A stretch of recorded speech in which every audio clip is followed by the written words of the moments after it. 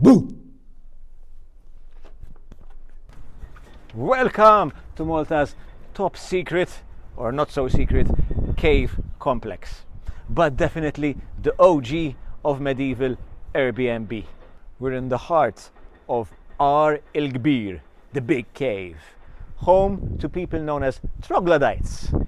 Yes, the word might sound like a rejected dinosaur species, but actually it's just a fancy word for people who thought that living in caves was a cool thing to do, or actually very practical back then.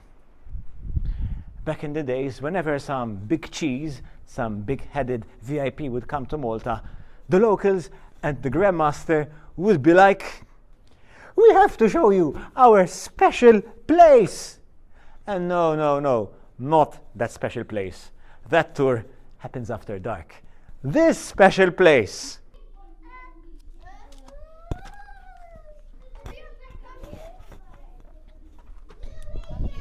During the daylight, it was all about this cave.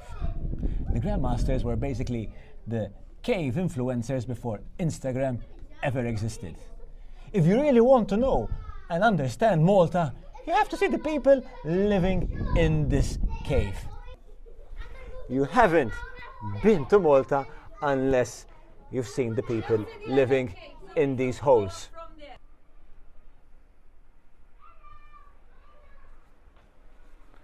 The famous German scholar and intellectual Athanasius Kircher, something like that, forgive me about the pronunciation, was one of those VIP guests over here.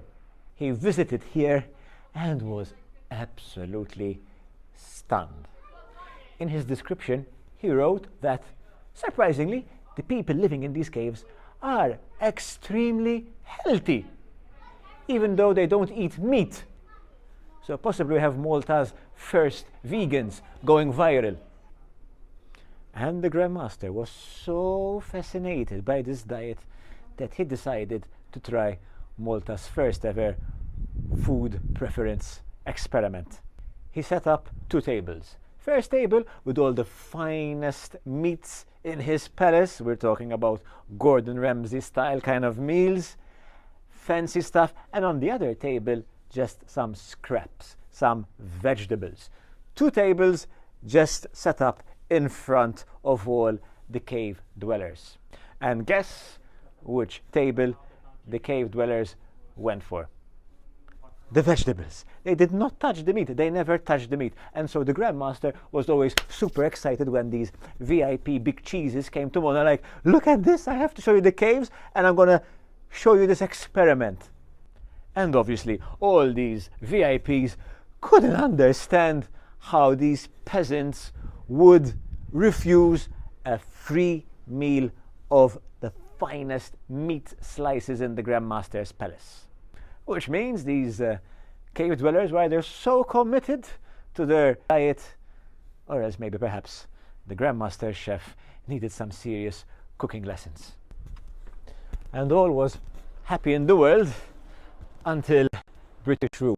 Around 1835, the British authorities are like, "What? People living in caves in the 19th century? No. No way. No way." And so the British authorities decided to relocate the people living here to the nearby Siġġiewi, village of Siġġiewi, for health reasons. But between you and me, I don't know, perhaps they were jealous of the natural air conditioning of this place during summer, because it's so cool down here. So cool down here.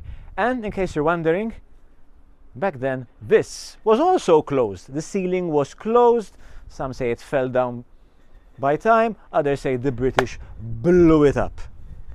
I don't know which is which.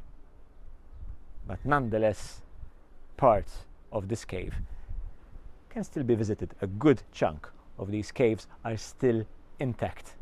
So there you have it. Malta's original underground scene. Literally underground, where you have troglodytes living their best, eating their vegetables, no meat, living long, fulfilled lives. And as a bonus, whilst you're here, just in front of you, 𝗲𝗏 Palace, once again. And on your left, just over here, you've got the largest concentration of cart rats.